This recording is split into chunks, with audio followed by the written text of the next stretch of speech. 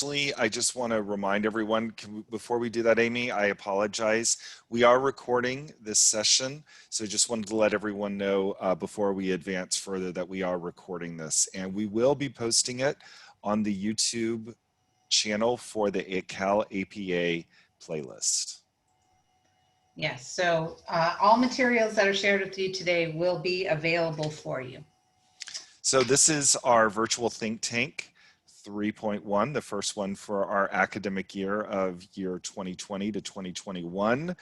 What a year it has been so far, and what I'm sure it will continue to be very interesting. But we are excited to present for you building successful CalAPA submissions in an online environment. Thank you, James.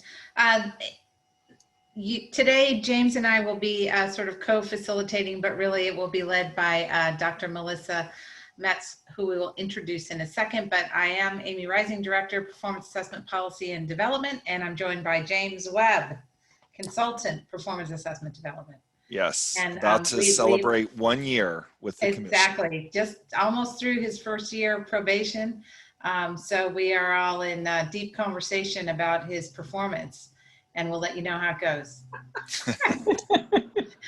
I'm teasing. James has been just a delight to work with, and today we are joined by our facilitators, Kitty Fortner, who joins us as an assistant professor from Cal State Dominguez Hills, and Melissa Meetze-Hall, Administrator, San Bernardino and Riverside County Offices of Education. So ladies, if you would like to just say hello. Kitty, would you like to go first? Good afternoon. Happy to have everyone here. Hope you will enjoy our presentation. And Melissa. Hi, everyone. Welcome in. I too look forward to our conversation. Thanks. Yes, we are really going to be looking forward to them sharing their expertise and best practices. And back to you, James, to go over our submission and reporting dates. Thank you, Amy. So we're providing for you the table for submission and reporting dates. The first submission window has closed, the September 17th, but notice that the next one is open on October 15th, and you can probably see that there is at least one submission window open every month, with the exception of December, in which we have 2. And that is because generally at the end of the year, a number of people want to get their submissions in. Also, this December 31st, 2020 is the absolute deadline for the non-consequential submissions. That's correct, Amy? I think you're on mute. That's correct. That is correct. Very important date. Non-consequential candidates must submit by December 31st of 2020, or they will be required to pay for, complete, and pass at the passing standard, the CalAPA, when they register for that. Right. And so the way that you always read this is the submission window closes by 11:59 with the date on the right, and then scores will be reported within 3 weeks with the date on the left. So that is how you do read this table. I always want to read it backwards, but I just have to train myself to read it in the way to understand when the submission scores do release. So Amy, I'll take this one. Looking at our schedule for our virtual think tanks for this year, we're looking at a number of different topics that you can see here. We have one, as we know, every Friday, the last Friday of the month. So our next one will be October 30th, right before Halloween, looking at strategies that strengthen the reflective narrative. And then we have one at least once a month. I will be doing the topic in February 26th.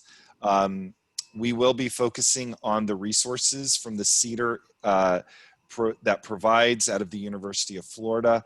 I will be joined with Vicki Graff from Loyola Marymount, and also someone from CSULA, and we will be talking about those resources that can help beginning administrators with looking at ways to strengthen areas around working with students with disabilities and students with exceptional needs.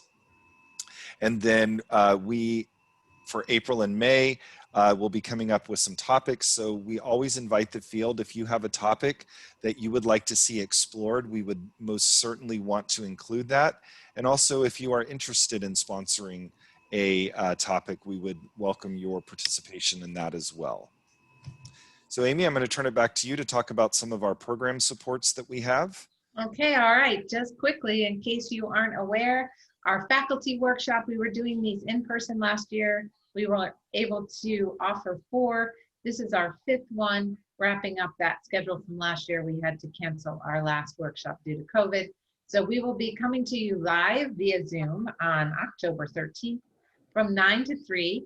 And we would love you to join us. We can take up to 100 participants, and we'd love for you to come with a faculty team and or those folks in the district that are also supporting your admin candidates. So think about joining us on October 13th. Results analyzer, for those of you who love data and want to start understanding how to use your data, particularly in understanding then how to support candidates, their growth and development, as well as think about program improvements. We are offering a workshop on October 19th from 1:30 to 3:30 p.m. also on live in a virtual setting on Zoom. And our ongoing office hours, just in case also you aren't aware, we are now talking directly with candidates about their questions and challenges they're facing. And James and I and Gay are live with them on Wednesdays from 5 to 5:30 or as long as it takes to help them get their questions answered and feel comfortable with moving forward. And then we talk with CAST programs Thursdays from 8 a.m. to 8:50. And then past preliminary programs, we've been talking with you for years on Thursdays from 11 to 11:30, and we are continuing that as well. So lots of ways to join us, lots of ways to get your questions answered. And back to you, James. So we do have a YouTube channel with the commission. If you haven't already done so, I would strongly recommend that you subscribe to the channel. You can enter in your email address, and then you will receive updates every time a video is updated to the commission's website. This is a great way to stay informed, especially with regard to the commission meetings, but also any other webinars that either PSD, performance assessment, credentials, all of the different divisions of the commission post their meetings on this YouTube channel. In addition, we have our own playlist, and you can see that it is right here. It's a bit.ly, CalAPA YT. YT obviously stands for YouTube. Please make sure that when you do put in the address that you do make sure that it is case sensitive. So you want to make sure that you enter the information correctly. I will put that into the chat once Melissa and Kitty begin so that you have access to that. And so with that, I am going to now turn it over to Melissa and Kitty for their presentation. And I will be running the slides. And so we're excited to begin with their information. Yeah, and one last quick tip. If you go up to your view options and select, I don't see it. What is it they're supposed to select, James? The gallery view. Gallery view? They want to select speaker view. Speaker view. You want, and then that way you will just, you'll be able to focus on whoever is speaking to you and presenting. So with that, enjoy, and we'll turn it over to you. Melissa? All right, well, thanks. Okay, so now that I know the focus is on me, let's see how I do. Just a little bit about myself. As Kitty and I were thinking, we know each other quite well, and we know what brings each other to this work. But I felt that it was probably important for the audience, and I do know many of you, but thought it was important for you to know about my work on reflection and video use for reflection. So just a little bit about me, and then that is my grandson about 5 or 6 months ago helping me on a webinar. But again, my very much my passion and my work has been on coaching, reflection, and then the power that video can bring to that experience. So, all right, let me hand that over to Kitty. Good afternoon again. Just to share a little bit about myself, I work in the school leadership department program at University of Good Lord, Cal State Dominguez Hills. I don't know what's going on right now. I can't even talk. But I just wanted to share my experience with online has been since I started at Cal State Dominguez Hills. We've had an online cohort, and the rest of our cohorts that are there are hybrid cohorts. We have a pretty extensive, pretty broad program where usually around 150, 160 students.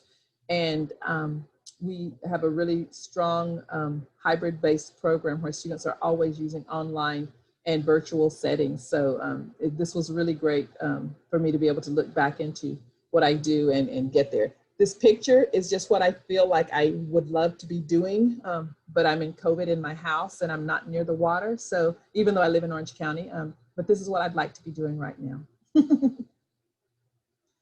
All right, next slide.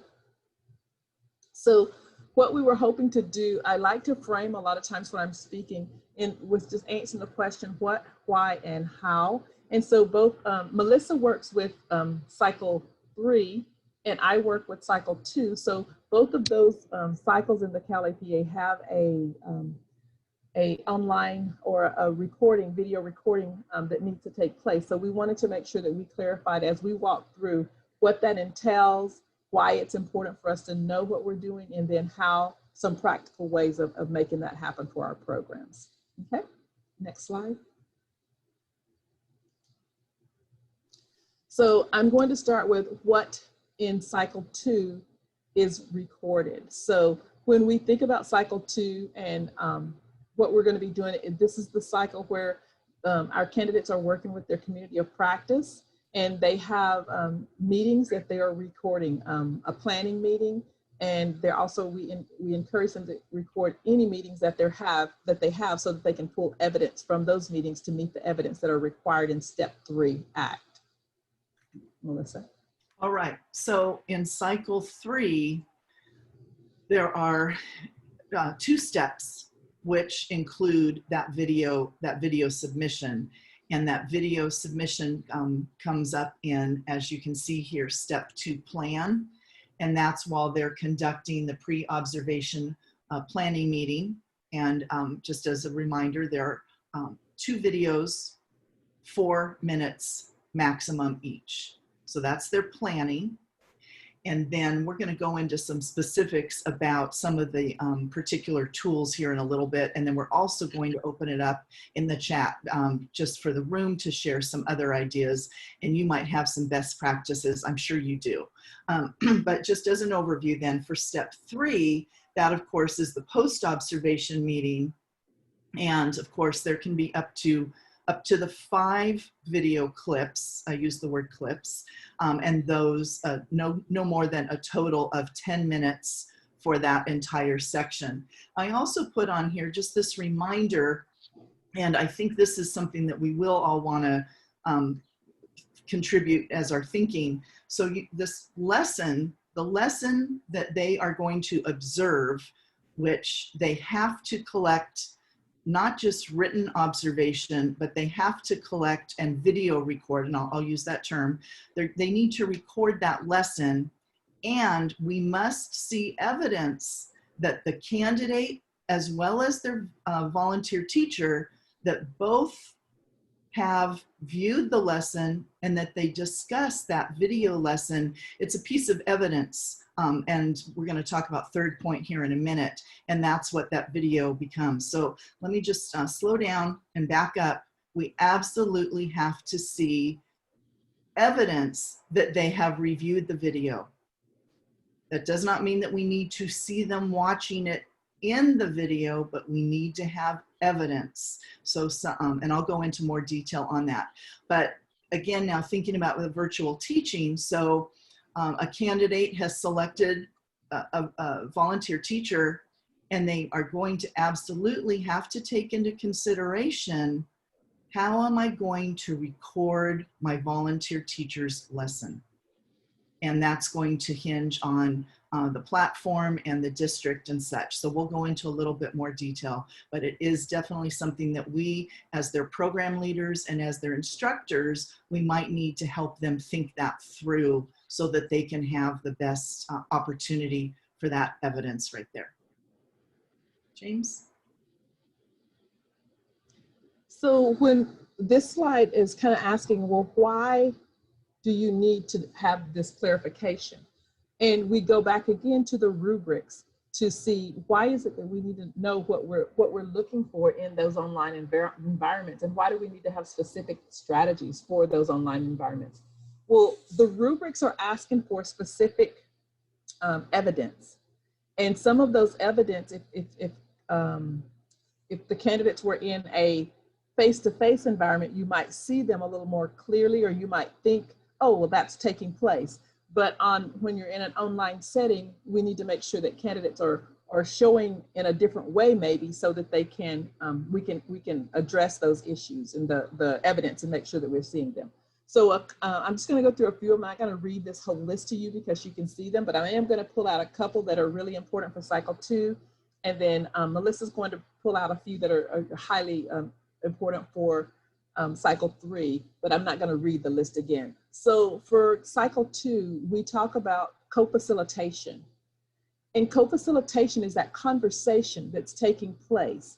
It's not necessarily I'm leading a meeting, I'm telling you what we need to do, and you're agreeing. No, it's you're having a conversation with me. We're dialoguing. This group of people, 3 to 5 people, are dialoguing and having a conversation around what needs to take place. In that conversation, they're checking for understanding, they're sharing the decision making, they are being collaborative, they're asking questions that will clarify and make sure that they have clear understanding. So it's really important for us to be able to see that in the videos. So if we have someone in an online environment and they're just talking and talking and talking and no one else in the room is talking, there's no co-facilitation taking place. So that's one of the really big pieces that we look for, in addition to that shared decision making, that they are checking for understanding. There's lots of ways, and we're going to talk about how that can be seen on the videos, but these are constructs of the rubric that need to be met. And so when these constructs are not met, it will cause the candidate to have a lower score. So it's really important for us to make sure that we understand why we're trying to make some of these things more visible in the online environment. Thank you, Kitty. I'm going to use an example on the CSTP focus, which is so important in cycle 3. As we all think about our prior experiences going into a classroom, we could all go into a classroom and probably quickly capture lots of observation evidence just by virtue of our experience and our time in the field. But these are our new folks, and so when we have them going in again to conduct an observation, we want them to be focused down to one CSTP element or maybe 2 CSTP elements, but we really want them to be focusing on the element level. And so one tool, one suggestion is that the candidate might want to have the CSTPs handy. Now, if they were face-to-face or sitting next to one another, they might have their book in between them or something. They might have the placemat as a point of reference. But what could be nice is for them to have the CSTP document handy in a digital way, and then to bring that up and share their screen. And then we can hear them. And again, of course, jointly determining is very important. But as they look at that element together, then we know that they're focused. And it might also, again, this is my perspective, but it might also provide them with greater opportunity to really meet the expectations in the rubric, so that they can talk in detail about what student work they're going to collect and other important elements in the planning or the step 2 conversation. So that's just one example of what they might do differently in an online situation.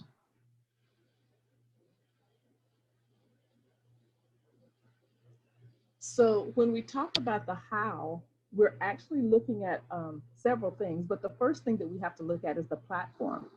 And we have here a list of platforms. There are many, many platforms that are out there that candidates can use. And there's no issue with them using those platforms as long as they are using them to the best of their ability. So some of the suggestions that we have for when candidates are using the platforms is one, that they need to know that platform. They need to have practice using that platform before they're trying to have their meeting or submit something. They need to know exactly what the tools of the platform are.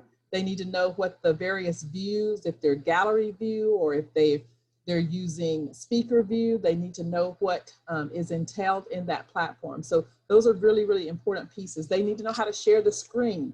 Like Melissa was talking about, if they're going to talk about their CSTPs, maybe they need to share the screen, and that's another source of evidence that an assessor would have to be able to say, oh yeah, I can see that taking place.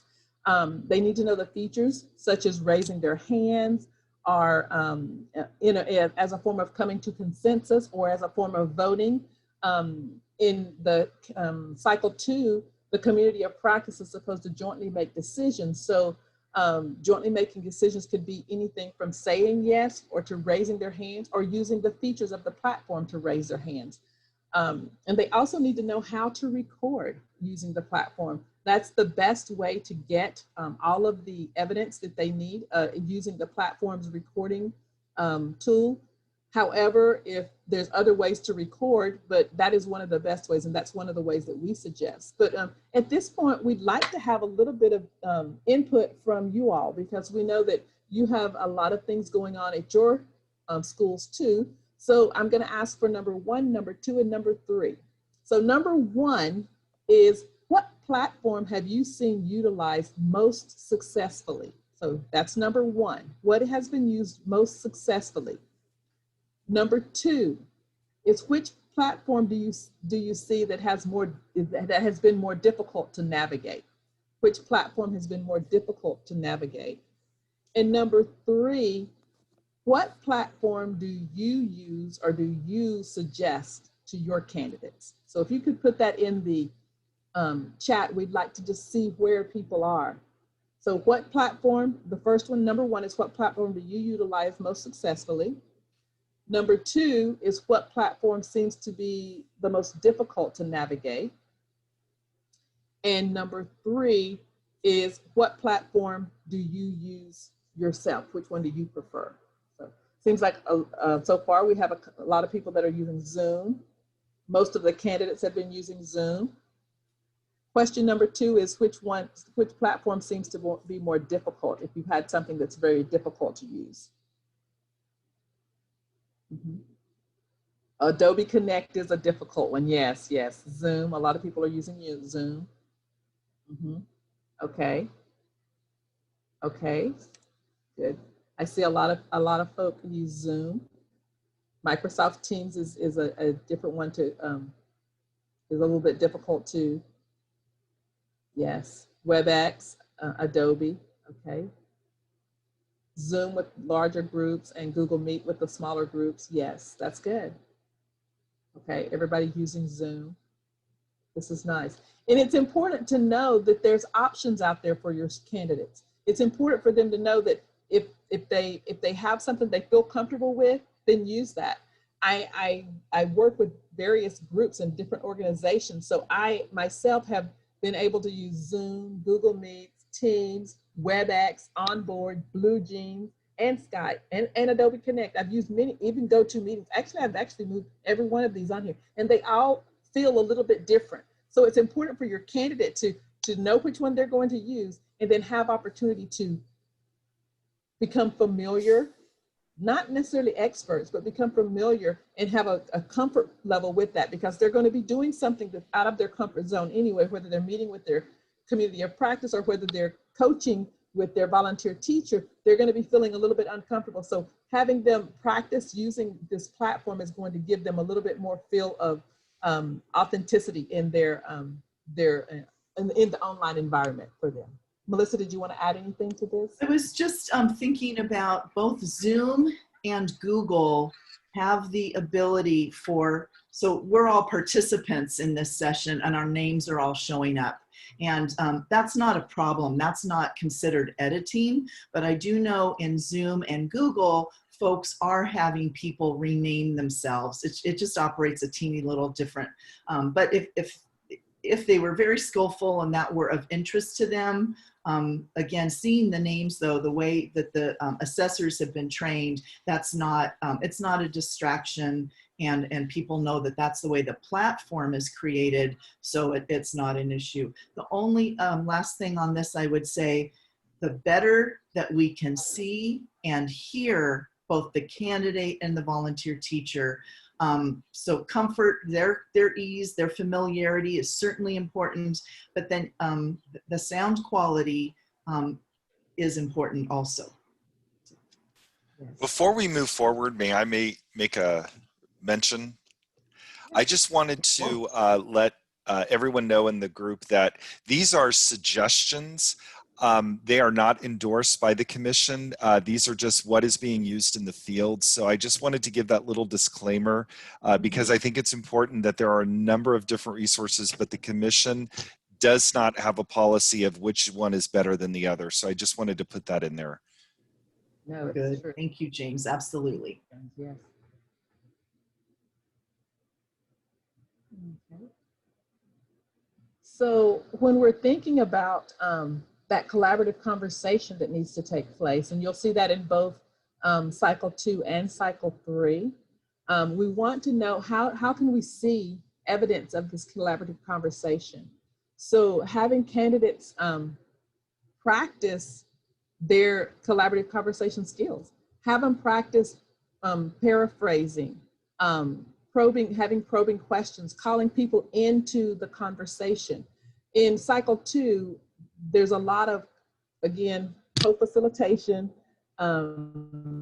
determining the next steps, doing things together. So it's very important for the candidate to know how to keep that conversation flowing, not just to lead that conversation with yes and no questions, but to have questions that intentionally bring in this diverse perspectives. Specifically in cycle 2, there's a construct of a rubric that asks, were they seeking diverse perspectives? And so it's really important for our candidates to understand that these are the things that the rubric is looking for, and these are ways that you can show that in an online environment. And Melissa spoke a little earlier about third point, and I'm going to go ahead and let her continue to talk about third point. So the way that I understand third point is this item it's not about me and it's not about you. It's this piece of evidence that we both can talk about, and it makes this the coaching easier. It makes it more comfortable, and it makes our, in this case, it would make the volunteer teacher, we would hope, be more receptive to the targeted feedback. So as your candidates are planning this, and in this case, I'm thinking about the step 3. I'm thinking about the post-observation conference at this point, and they need to have quote unquote collected some student work or some evidence so that they can then have the conversation.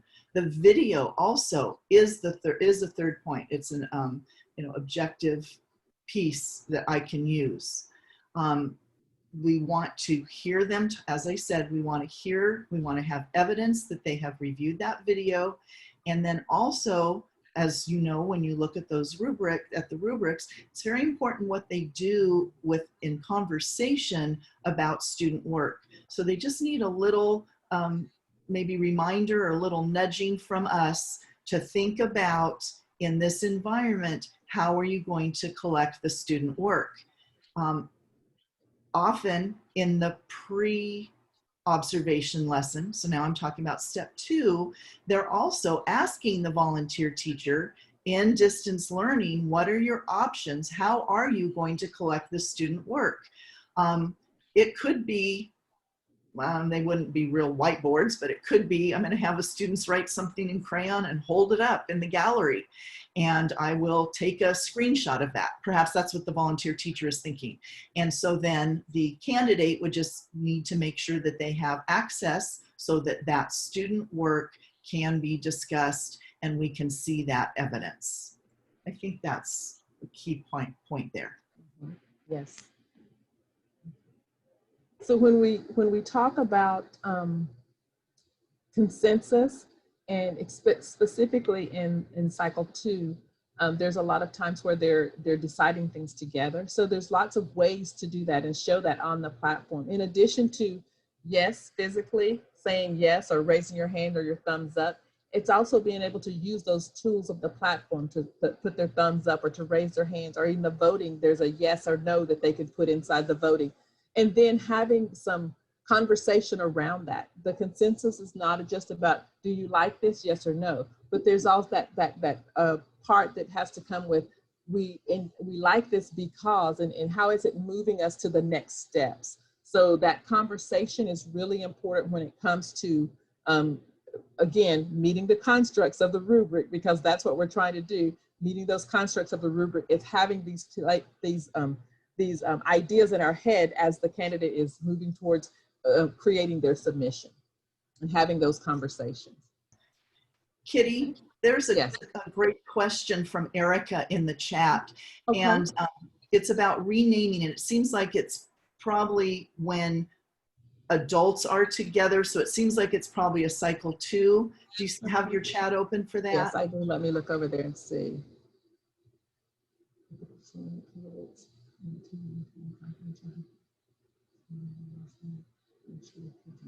Yes, there is not a problem with them recording a generic name.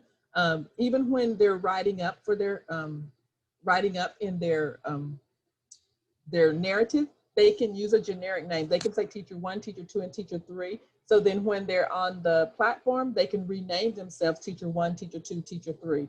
And just try not to call the name because that's hard. But if they see that, they'll look there and say teacher 1, you know, they can do that. I have seen that done in other, in assessing. I've seen where they've renamed themselves, and that's fine.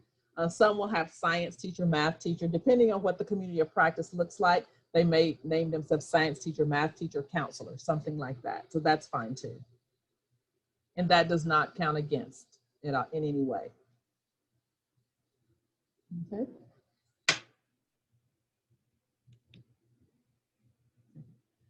So in cycle 2, step 3 in the ACT, they are doing a couple of things. They are conducting their planning meeting, and in step 3, they're conducting their implementation meeting. So there's a few things that are about that meeting that they would need to, let's see, keep in mind as they're getting ready to do their online submission. And a couple of things again are about the parameters of the assessment. One is that at least 3 members of their community of practice needs to be seen in each one of those videos. So when they're having, they're using the gallery view and you can see all the candidates in the view, that's great. If they're using the speaker view, it's a little bit more difficult, but as each person speaks, their picture will pop up so you would see that person's picture. Assessors do not count it against if candidates use the speaker view as opposed to the gallery view. But my suggestion for my candidates is to try to use the gallery view as much as possible, because even if you're sharing a screen, you have 4 people on the side in a gallery view. In a gallery view, you have 4 people on the side, and you can still see that the community of practice meets the requirements. Another piece is that the videos are unedited and continuous. They should have no breaks in them. There should be no subtitles, no headings, no music. They should not be cut and clipped together. They're one continuous clip from whatever the video was that they used. And the last thing is that when they're talking about norms, we've noticed this shift from candidates talking about meeting norms to candidates talking about platform norms, the virtual norms for the virtual platform that they're using. So it's important for them to continue if they need to do that, that's fine. But they also need to remember that we're looking at their leadership and their leadership in this community of practice. So it's important for them to be able to include that those meeting norms along with the platform norms if they need.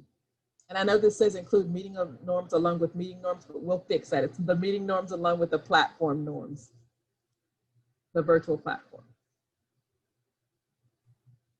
The next slide. All right, so I've touched on a few of these, but I want to go a little deeper on some others. So this is really going to be step 3, the ACT, which is the video evidence. So it's already been stated, and of course we know that candidate and volunteer teacher have to be visible.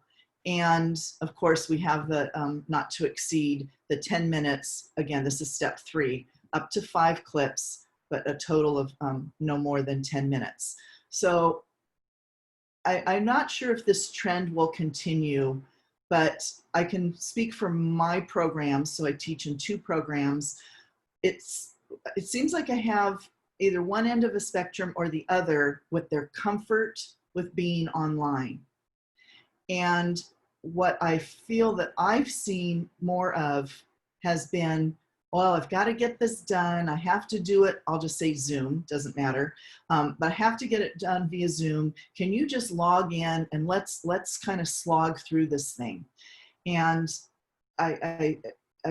what it looks like to me is that they are, they're not organized or focused in how they're going to talk about things. And I think this poses a problem for the annotations. And so that's why I put that as my second jot dot here. They certainly seem to be covering all of those annotation titles, and they certainly seem to be able to put a rationale, but it doesn't seem to be in a very organized fashion. It seems like a lot of just conversation and talking a lot about distance learning. Now, I'm not saying that's everywhere. I've seen that with my folks. The other extreme, I would say that I have seen, has been folks write themselves a script and almost are reading. And that's such a hard, you know, how to give feedback about something. So just think about, there's a happy medium, I'm sure, in there. So some folks, again, just seem to be quite comfortable and it's very conversant, but doesn't get where they need to go. And then others seem more stiff or stilted and they don't get to the coaching. They don't get to the true conversation. It becomes more of an, I'm going to ask a question, you're going to answer. I'm going to ask a question, you're going to answer. And I don't think that that is to their benefit. The third specific for step 3 is this notion of the student assets and learning needs. We still seem to have a difficulty of number 1, the volunteer teacher talking only about needs. And then secondly, we seem to have challenges with our candidates being willing to push that thinking. In other words, if James is okay, I'll use James as my, let's say James is my, the candidate and I'm the volunteer teacher. And let's say I just kind of keep going on and on about my students' needs and or deficit thinking. And then let's say James doesn't stop me, doesn't help me, doesn't ask me some deeper questions, doesn't use facilitative language. Again, and I'm not sure if that's going to be a trend that continues, but I know that that's something that I'm looking for with the students that I'm teaching.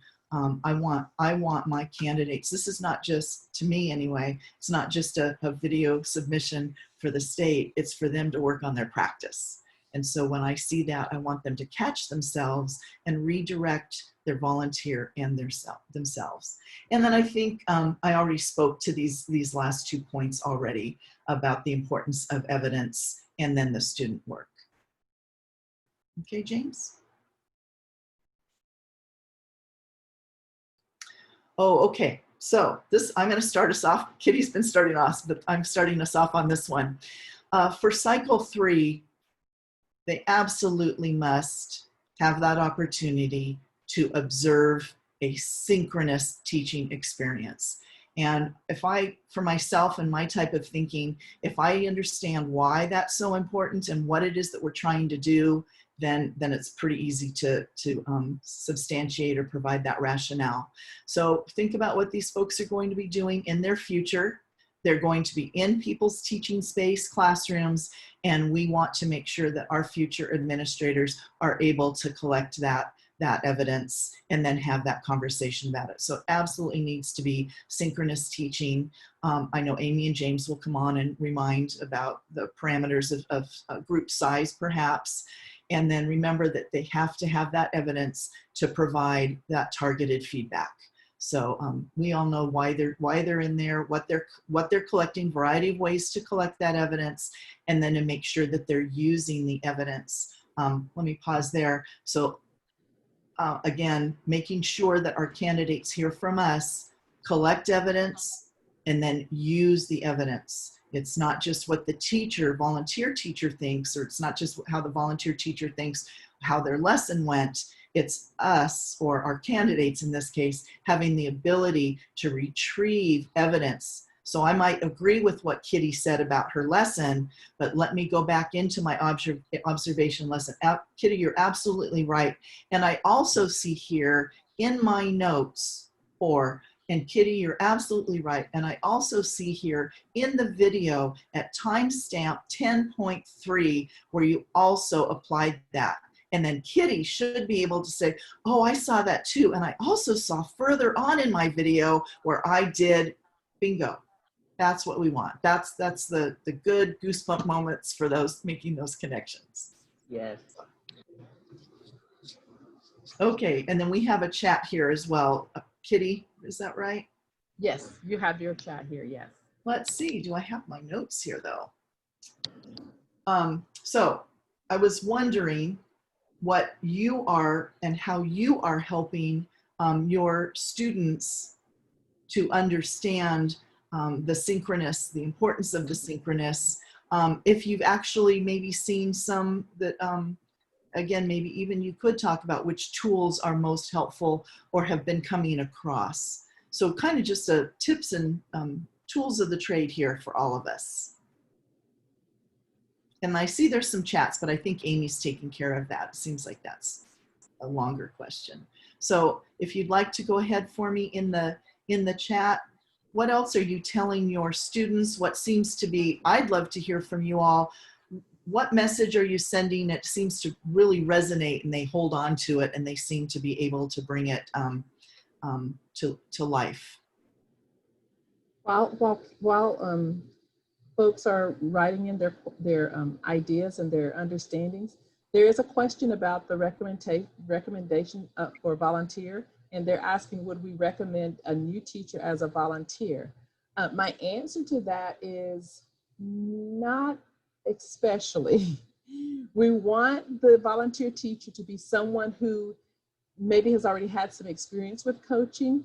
We want the volunteer teacher to also be able to provide the candidate with all of the necessary tools that they're needing. So the lesson plan, the knowing what kind of work product they're looking for, and the time, the before, the pre and the post, and the recording of the lesson. Those are all times. And so new teachers often are still getting their feet wet, and they're still trying to make things happen.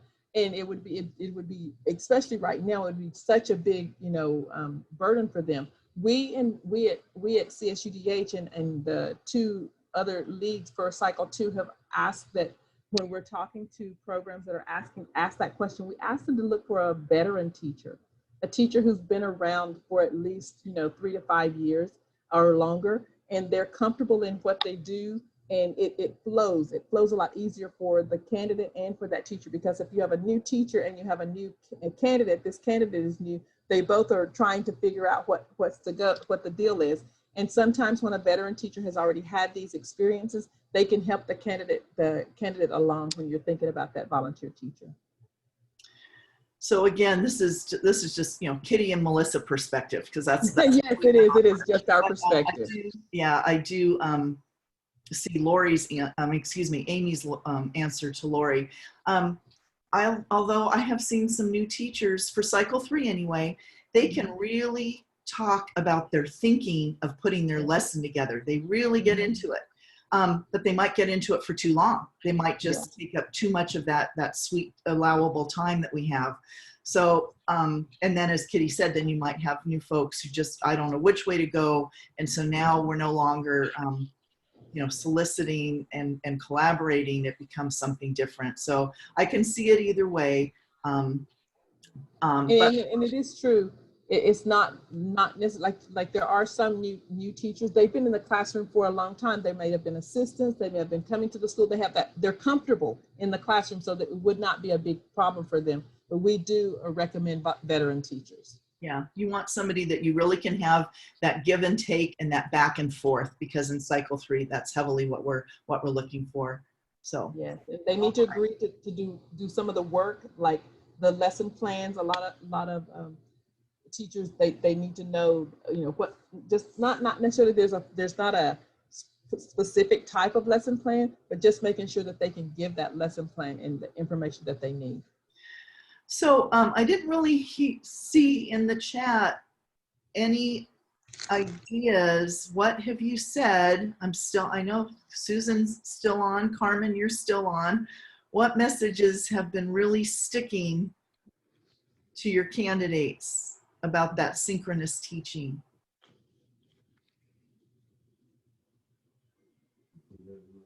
Well, I know that for us, we are always telling them that it's best that they have to look at synchronous lessons. And the only issue comes up when there are some districts that didn't do any synchronous lessons before. But now, maybe, yeah.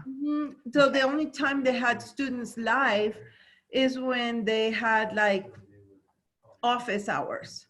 Yeah, and that's not. So then I go, well, can you teach a lesson during office hours to a group of students that need a follow-up lesson to your asynchronous? I said, it has to be 20 minutes. And they go, yeah, they can do that. I said, okay, then that's a lesson. So you can consider that a lesson. Yeah. And then also you bring up a good point. I heard from a colleague this week, one of our larger urban districts has now created and has in place, I'm going to say a waiver, quote unquote, so that the recording of the lessons is going forward. Is that what you heard also, Carmen? Yes. So, you know, it all depends. So you have to just be patient and be kind to the teachers, and they have to do the same with their volunteer teachers. And sometimes if they have to observe each other, if that would be the last resort, but I haven't had any cases like that yet. Okay. And then we've got folks who are going ahead and answering our question in the chat. So I appreciate it, Amanda. Amanda's big message, and everyone of course has their chat and you can read, her words are better than me paraphrasing, but thank you for putting that in there, Amanda. Pre-planning. And Amanda, that's excellent for both cycle 2 and cycle 3, because the videos have a specified length of time on them. So it helps for candidates to know and pre-plan, not script, but pre-plan the way that they're going to question, the way that they're going, and when they also need to know, like when a conversation is going longer, they might even say, okay, I really like where we're going. I have one more question to lead up to, and let's come back to that. You know, they just need to know how to facilitate that conversation. So that's good. Beautiful. And there are increasingly, so I use a lot of videos of classroom observation. I have them do a lot of practicing with video first, and then they practice giving feedback. And I think there's more and more examples of distance learning / online teaching for them to then use and practice. And I think that's been helpful as well. I believe that is our last slide and talking point. We're going to hand it over to James and Amy to facilitate these last minutes of the virtual think tank. But may I say thank you very much. I sure appreciate you all and seeing you all today. Yes, it was awesome to see you all. And if you have any questions before we get off, we're still here. So yes. All right, well, thank you, everybody, and thank you especially to Melissa and Kitty and those of you who engaged and participated in the dialogue. There's so much we all have to learn, and it's just so nice that we can do it together.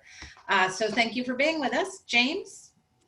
No, I was just going to say again, thank you so much. It's great to bring this community of learners together, because we all know what our ultimate goal is, and that is to really transform what it is about administrators and understand that role of leadership, getting away from the traditional thought of a principal or an assistant principal being a manager, but really that instructional leader. And I think what both Melissa and Kitty presented today definitely shows those steps in conversations around that concept that we can hopefully see in the online platforms in which we are currently residing in. And hopefully we can move forward with those continued great conversations. Great. And again, of course, here's where to go to send your technical questions around anything related to the system itself to Pearson. Policy questions, of course, come into this box that James Gay and I read every day. And then we have our website for all our policy statements and access to the materials and to the program guide and to those example submissions. So hopefully you all will have a great weekend, and you'll stay healthy and safe and wash your hands. And we look forward to being with you again soon. Thank you. I know a few of you had a couple questions. If you just want to hang on while everyone else gets on to what is probably their next Zoom call, we